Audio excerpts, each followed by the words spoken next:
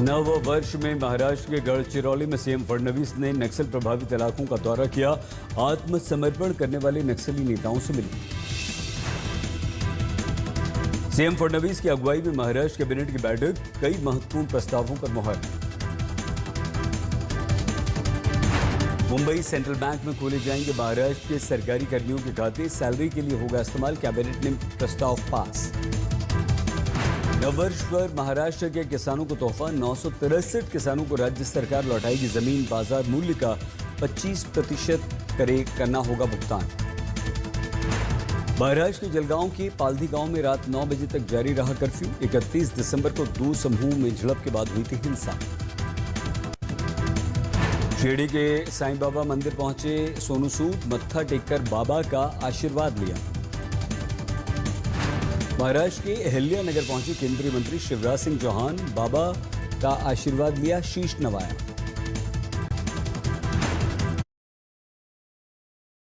कुमार विश्वास ने तैमूर को लेकर सैफ करीना पर साधा निशाना, बोले जिस लंगड़े ने हिंदुस्तान की मां बेटियों के साथ रेप किया उसी का नाम क्यों रखा। कोल्हापुर के शूटर स्वप्निल कुसाले को मिलेगा अर्जुन पुरस्कार, अवार्ड की घोषणा के बाद परिवार में खुशी। पुणे नगर निगम चुनाव की सरगर्मियां तेज, शिवसेना ने कहा हम चुनाव के लिए तैयार। खेल की दुनिया से शानदार खबर, राष्ट्रीय खेल पुरस्कारों का ऐलान, 4 खिलाड़ियों को खेल रत्न सम्मान। Manu Bhaker, D Gukesh, Harmanpreet, para athlete Praveen Kumar को खेल रत्न, 32 अर्जुन पुरस्कार से सम्मानित होंगे, 3 को मिलेगा द्रोणाचार्य पुरस्कार। पेरिस ओलंपिक में 2 मेडल जीतकर इतिहास रचने वाली मनु भाकर को मिलेगा खेल रत्न। 10 मीटर एयर पिस्टल व्यक्तिगत और मिश्रित टीम स्पर्धा में जीता था कांस्य पदक।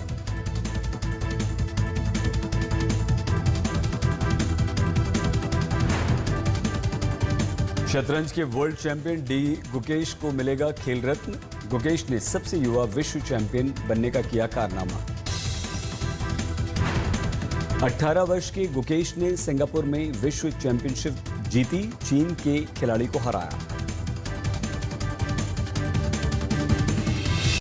बॉर्डर गावस्कर ट्रॉफी के 5वें अंतिम टेस्ट में बुमराह हो सकते हैं कप्तान, सूत्रों के अनुसार रोहित शर्मा की हो सकती है छुट्टी। आज से सिडनी टेस्ट में रोहित की जगह ले सकते हैं गिल। मेलबर्न में खेला गया टेस्ट हो सकता है रोहित का आखिरी टेस्ट। ट्रेनिंग सेशन में गौतम गंभीर, अजीत अकेरकर, जसप्रीत बुमराह से बात करते नजर आए। काफी देर तक प्रैक्टिस में आए रोहित की जगह गिल ने स्लिप में फील्डिंग की ट्रेनिंग की। जब तक बीसीसीआई हस्तक्षेप नहीं करता और नहीं चाहता कि वो आखिरी बार खेलें, रोहित को न खिलाने का निर्णय नहीं बदलेगा। जसप्रीत बुमराह ने गेंदबाजों की टेस्ट रैंकिंग में बनाया रिकॉर्ड, 907 रेटिंग पॉइंट्स के साथ नंबर 1। जोमेटो के कर्मचारियों को 24 के अंतिम दिन 97 लाख रुपए की टिप मिली। शाम 5 बजे तक हर सेकंड 140 ऑर्डर मिले। Chips, fruit beer, cold drinks, अंगूर सबसे अधिक बिके। एयर इंडिया ने wide body Airbus A350, Boeing 787-9 विमानों में घरेलू उड़ानों पर मुफ्त वाईफाई सेवा शुरू की। 10,000 फीट की ऊंचाई पर कई डिवाइस कनेक्ट कर सकेंगे आप। एसयूवी की बढ़ती मांग, ग्रामीण क्षेत्रों में बिक्री बढ़ने से 2024 में रिकॉर्ड 43 लाख पैसेंजर व्हीकल्स की बिक्री। Maruti Suzuki, hyundai, Tata Motors ने अब तक की सबसे अधिक बिक्री का बनाया रिकॉर्ड। हमारे देश का अब तक का सबसे बड़ा आईपीओ लाने की तैयारी कर रहे हैं मुकेश अंबानी। 35 से 40 हजार करोड़ के इस आईपीओ की 2025 की दूसरी छमाही में आने की संभावना। दिसंबर 2024 में सरकार ने 2.25 लाख करोड़ का जीएसटी कलेक्शन किया। अप्रैल दिसंबर में जीएसटी कलेक्शन 9% बढ़कर 16 लाख करोड़ रहा। नमस्कार, आप देख रहे हैं आज तक, आपके साथ मैं हूं सईद अंसारी। स्वागत है आपका मुंबई मेट्रो में। 2022 में शिंदे सरकार के समय राज्य परिवहन निगम की बसों को किराए पर लेने के मामले में विपक्ष ने 2800 करोड़ रुपए के घोटाले का आरोप लगाया है। विपक्ष के सवाल उठाने के बाद महाराष्ट्र के मुख्यमंत्री देवेंद्र फडणवीस उस निर्णय की समीक्षा करेंगे और तब तक उन्होंने शिंदे सरकार के उस निर्णय पर रोक लगा दी है। अब विपक्ष इस घोटाले को लेकर हमलावर है। वहीं बीजेपी कह रही है कि समीक्षा करने में तो कोई बुराई नहीं है ना। गढ़चिरौली में कल मुख्यमंत्री देवेंद्र फडणवीस के सामने भारत के टॉप नक्सली कमांडर भूपति की पत्नी तारक्का सदम ने भी सरेंडर किया था। तारक्का पर सरकार ने 25 लाख रुपए का इनाम रखा था। उसके पति पर कई सारी सरकारों ने 1 करोड़ रुपए का इनाम रखा था। एक साथ 11 नक्सलियों के सरेंडर को गढ़चिरौली से नक्सलवाद के खात्मे के रूप में देखा जा रहा है। आज प्रधानमंत्री नरेंद्र मोदी ने देवेंद्र फडणवीस की गढ़चिरौली में किए जा रहे काम को लेकर तारीफ की। माओवादियों के साथ टक्कर लेकर और गांव के लोगों ने जिस प्रकार से उसमें मदद की है, इसके कारण एक बड़ा परिवर्तन नज़र आ रहा है। आज हम लोगों ने पेनगुंडा में भी एक नया आउटपोस्ट चालू किया है, जिसके कारण पूरे तरीके से जहां माओवादियों का डोमिनेंस था, वहाँ अब हमारा सरकार का, पुलिस का डोमिनेंस दिखाई पड़ता है। लोग सामने आए हैं, लोगों ने ग्राम सभा के ठहराव करके हम नक्सलियों के साथ नहीं, हम भारत के साथ हैं, भारत के संविधान के साथ हैं, महाराष्ट्र में हम लोग साथ में हैं, इस प्रकार के उन्होंने प्रस्ताव पास किए हैं। मुंबई में 82 वर्ष की एक बुजुर्ग महिला यास्मीन जी ने अपने मजबूत इरादों से ऐसा कीर्तिमान बनाया कि लोग हैरान हैं। विशेष बात यह है कि 82 वर्ष की यास्मीन जी की आंखों की रोशनी महज 2% है। यास्मीन जी की बनाई गई पेंटिंग्स की 7वीं बार प्रदर्शनी लगने जा रही है। उनकी पेंटिंग्स की विशेषता यह है कि हर एक पेंटिंग कविताओं पर आधारित है।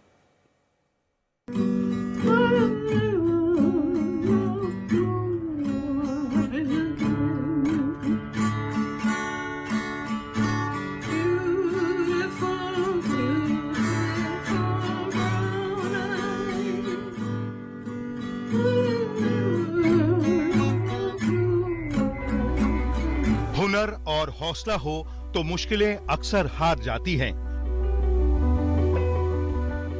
आत्मविश्वास से भरी 82 साल की इस बुजुर्ग महिला को देखिए। यास्मीन सहानी आंखों से महज 2% ही देख सकती हैं, लेकिन उनकी बनाई पेंटिंग्स को देखकर कोई कह नहीं सकता कि किसी बुजुर्ग की बनाई पेंटिंग्स हैं। यास्मीन की बनाई गई पेंटिंग्स अब तक 6 बार एग्जीबिशन में लग चुकी हैं और 7वीं बार के लिए भी यास्मीन तैयार हैं। इनकी पेंटिंग्स की खासियत है कि हर एक पेंटिंग कविताओं पर आधारित होती है। पड़ता है बहुत टाइम लगता है। एक पेंटिंग को 2-2 महीने लग जाते हैं और पहले मैं उसको चार्ट पेपर पे बनाती हूँ, फिर मैं उसको कैनवस पे लाती हूँ, क्योंकि कैनवस पे कुछ मिटा नहीं सकते, तो वो मैं करती हूँ।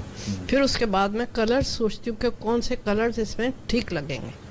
हर एक पेंटिंग आप देख लो, उसके कलर्स बहुत अच्छे होंगे। फिर कलर्स की पेंटिंग्स का ये कमाल होता है कि उनकी अट्रैक्टिव होनी चाहिए, टेक्निकली परफेक्ट होनी चाहिए, तभी आप किसी को दिखा सकते हो।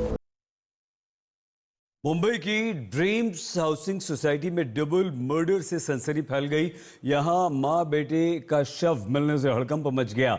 समलैंगिक रिश्तों की जिद के चलते हुए विवाद में मां बेटी की हत्या के इस प्रकरण में पुलिस ने फिलहाल 2 को गिरफ्तार कर लिया है।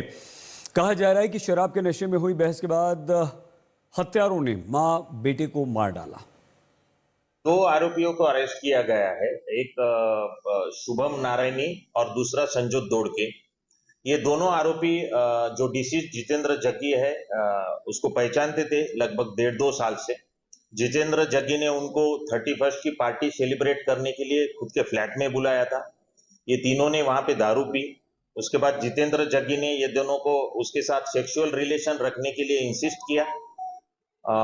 इसके ऊपर उन तीनों में आर्गुमेंट हुआ और फिर उसमें से शुभम नारायणी, इसको गुस्सा आया, उसने गुस्से में इलेक्ट्रिकल स्विच बोर्ड लिया और जितेंद्र जग्गी के सर पे दे मारा। और उस दरमियान जितेंद्र की मां जाग गई, तो फिर संजोत दोड़के इसने उसका गला दबाया और उसको भी जान से मार दिया। मुंबई मेट्रो में आज के लिए बस इतना ही। आप प्लीज अपना बहुत ख्याल रखिएगा। शुभ रात्रि।